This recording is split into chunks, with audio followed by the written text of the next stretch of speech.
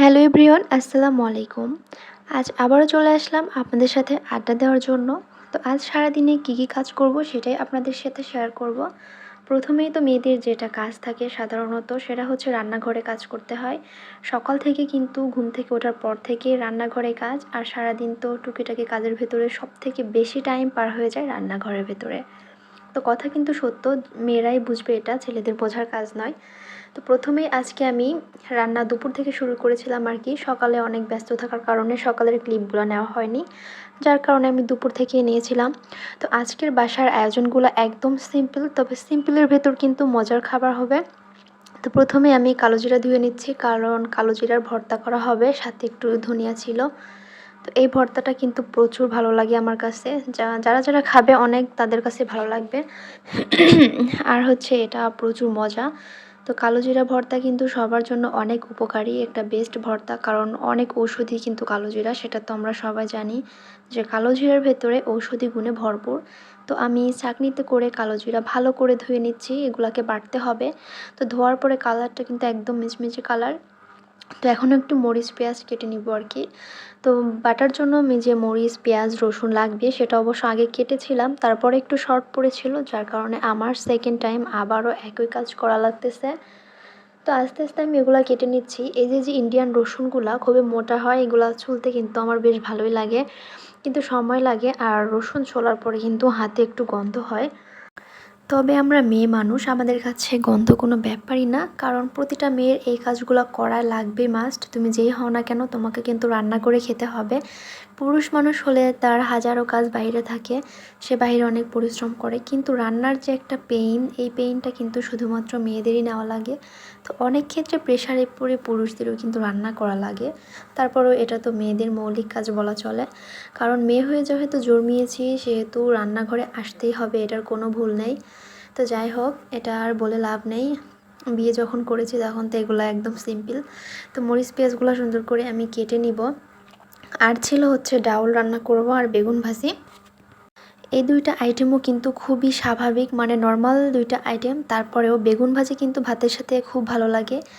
আমি এটা চ্যালেঞ্জ দিতে পারি যে 90% লোকের বেগুন ভাজি পছন্দ। অনেকে অ্যালার্জির জন্য খেতে পারে না, তবুও কিন্তু তাদের কাছে পছন্দ, কারণ ম্যাক্সিমাম লোকই বেগুন ভাজি পছন্দ করে। আর যদি পোলাও থাকে, পোলাওর সাথে বেগুন ভাজির কম্বিনেশনটা কিন্তু জাস্ট ফাটাফাটি। তো আর ছিল ডাল। ডাউলের কথা তো বলার নেই, কারণ আমরা বাঙালি মানুষ, আমাদের কাছে তো ডাউল মানেই অমৃত।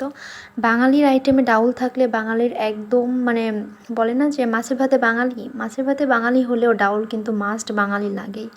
তো ডাউলের কথা স্পেশালি বলার কিছু নেই, কারণ আমারও প্রচুর পছন্দ, আমিও ডাল খেতে খুব ভালোবাসি। আর ডাউলের ভেতরেও কিন্তু অনেক প্রোটিন থাকে, ডাউল কিন্তু শরীরের জন্য অনেক ভালো, তবে ফ্যাট থাকে অনেক, ডাউল খেলে কিন্তু অনেক মোটা হওয়া যায়। কিন্তু যারা স্বাস্থ্যবান আছেন আপু ভাইয়েরা, তাদের জন্য কিন্তু ডাউলটা ক্ষতিকর। তো যাই হোক, মজা করে বললাম, এটা কেউ খারাপভাবে নেবেন না। তো সারাদিনে আপনারা কি কি রান্না করলেন অবশ্যই কমেন্ট করে বলে যাবেন। আর আমার হচ্ছে এখন কাটাকাটি শেষ করে দেন হচ্ছে রান্নাটা বসাবো।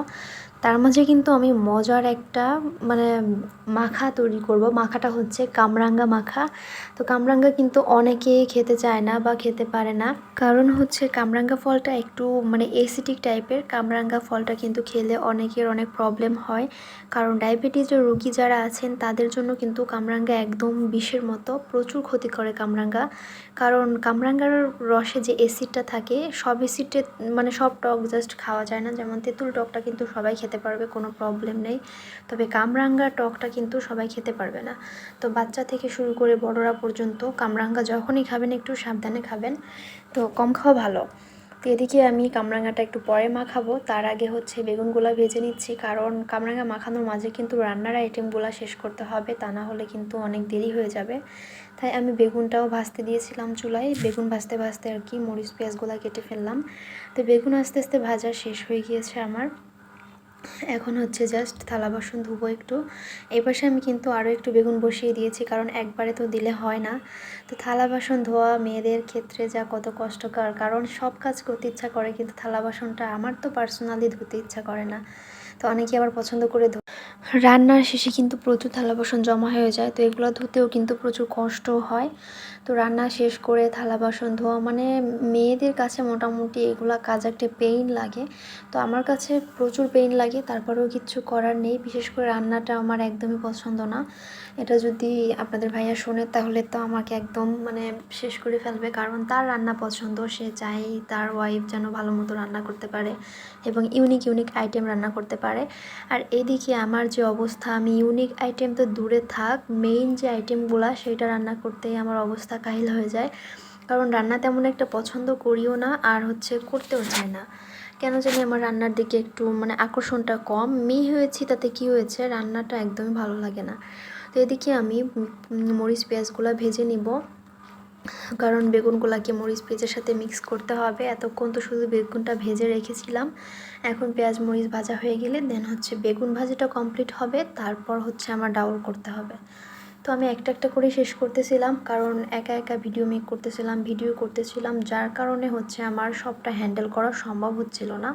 তার মাঝে ইভান তো আছেই পিছু পিছু লেগে থাকে। যখন আমি একটু কাজ করি তখন ওদের কাছে দিয়ে দেন আমি কাজ করি। তো তার মাঝে ও অনেকবার আমার কাছে চলে আসে দৌড়িয়ে, কারণ সে আমার কাছেই থাকতে মানে তার হয়তো ভালো লাগে, অন্যদের কাছে সে থাকতে চায় না। তো যার পরেও আমি তো মা, আমার তো কাজ থাকে অনেক, যার কারণে আমি চাই যে সবাই তাকে রাখুক, কিন্তু ও থাকতে চায় না আর কি।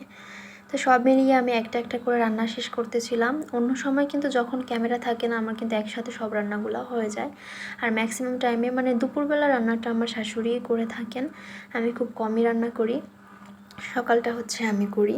তো বেগুন ভাজিটা ফাইনালি আমার কমপ্লিট। বেগুন ভাজি আমার খুবই ভালো লাগে, এবং ভাতের সাথে সাদা ভাত বা পোলাও ভাত সবটার সাথে কিন্তু বেগুন ভাজি যায়।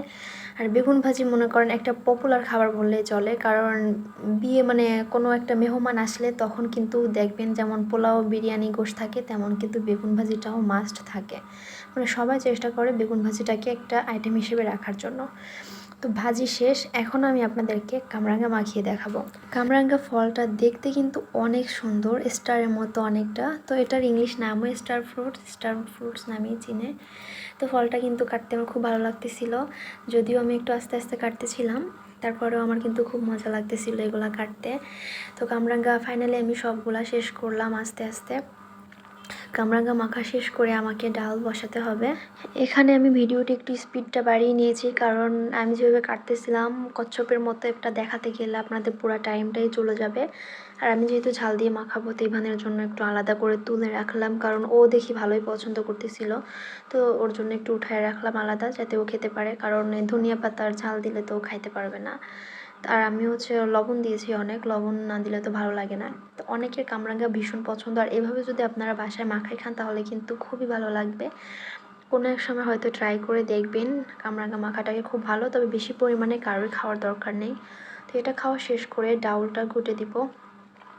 তো রাইস কুকারের অবস্থা দেখে অনেকে আবার কমেন্ট করতে পারেন যে কী অবস্থা। আসলে এটা অনেক দিনের পুরনো, যার কারণে ওটা ওরকম ওপরে স্টিকারটা নষ্ট হয়ে ওরকমটা হয়ে গিয়েছে। তো এটা করার কিছু নাই, যেহেতু প্রোডাক্ট ভালো আছে সেহেতু তো ফেলা যাবে না। আর বাঙালিরা তো এটা ফেলেও না, বাঙালি যতবার নষ্ট হয় ততবার ঠিক করিয়ে তারপরে আবার ওটাকে রানিং করে। ফেলানোর প্রশ্ন তো মানে আসছেই না এখানে, কারণ বাঙালি যতক্ষণ পর্যন্ত ব্যবহার করা যায় ততক্ষণ ব্যবহার করতেই থাকে, ফেলানোর তাদের আসলে চিন্তার বাইরে। যাই হোক, ডাউল ঘুটে পানি দিয়ে দিলাম, সাথে মরিচ হলুদ লবণ দিয়ে দিচ্ছি। তো আমার একটু হলুদ পছন্দ, কারণ একটু গাঢ় কালার হলে ডাল দেখতে ভালো লাগে, দেখতে ভালো লাগলে খেতেও ভালো লাগে। এদিকে আমার শাশুড়ি চাই একটু হালকা হলুদ দিতে। তো এখানে আমি ডাউলের জন্য আবার একটু পেঁয়াজ আর রসুন আমি ভেজে নেব। পেঁয়াজ রসুন ভেজে আমি ওটাই রাইস কুকারের ভেতর ঢেলে দিব, তারপর ডাউলটা নামিয়ে ফেলবো, তখন আমার কাজ শেষ। তো সারাদিনে আপনাদের সাথে অনেক আলোচনা করলাম, মানে পুরো দুপুর টাইম আপনাদের সাথে দিলাম আমি। তো আপনারাও কিন্তু এভাবে শেয়ার করবেন, অবশ্যই আমিও আপনাদের সাথে জয়েন হয়ে দেখব। তো বেশ কিছুদিন আমার লাইভ করা হচ্ছে না, তো কখনও লাইভ করব, হয়তো টাইম পাচ্ছি না, যার কারণে লাইভ করতে পারতেছি না, কারণ বেবিকে নিয়ে আমার অনেক প্রেশার হয়ে যাচ্ছে। আর যেহেতু শীতকাল, বেলা ছোট, যার কারণে আমার আরও একটু প্রবলেম হচ্ছে, এখন আমি ফোনে বেশি একটা সময় দিতে পারছি না। তো ভিডিওতে যদি কোনো দিক আপনাদের কারো খারাপ লেগে থাকে অবশ্যই বিষয়টা ইগনোর করবেন, এবং কেমন ধরনের ভিডিও আপনাদের ভালো লাগে সেই বিষয়টি আমাকে জানিয়ে আমাকে ইন্সপায়ার করবেন। কারণ আমি এত বড় ভিডিও মেক করেছি শুধুমাত্র আপনাদের দেখানোর জন্য। আর আপনারা যদি দেখে স্বাচ্ছন্দ্য বোধ না করেন তাহলে অবশ্যই আমাকে কমেন্ট করে জানাবেন। আমি অবশ্যই চেঞ্জ করার চেষ্টা করব। তো ফাইনালি সব কাজ শেষে এটাই হচ্ছে শান্তি যে ছেলেকে বুকে নিয়ে তার সাথে অনেক খেলা করলাম। তো বিষয়টা যদি আপনাদের সাথে ভালো লাগে অবশ্যই কমেন্ট করে জানাবেন এবং সবাই ভালো থাকবেন। আল্লাহ হাফিজ।